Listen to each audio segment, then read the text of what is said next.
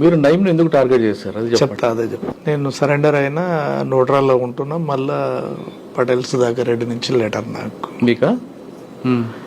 మళ్ళీ ఒకసారి కలవాలి అచ్చా అని లెటర్లో ఉన్నది. సరే అని చెప్పేసి పోయినా. ఎందుకు పోవాల్సి వచ్చింది నువ్వు బయటికి, ఏం జరిగింది అని అంటే నేను చెప్పే కాడికి చెప్పిన, ఉండి ఇట్లనే ఉండు.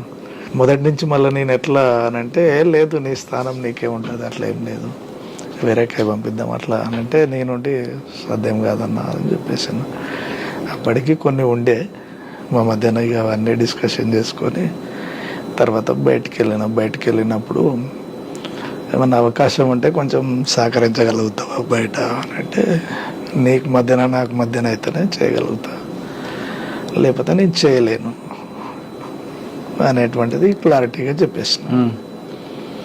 చర్చలు వచ్చినాయి అదే టైంలో. చర్చలలో ఇక పూర్తిగా ఏపీటీ పెట్టిండు, ఆ పరవన్న ఈయన కలిసి మాట్లాడారు నాతో.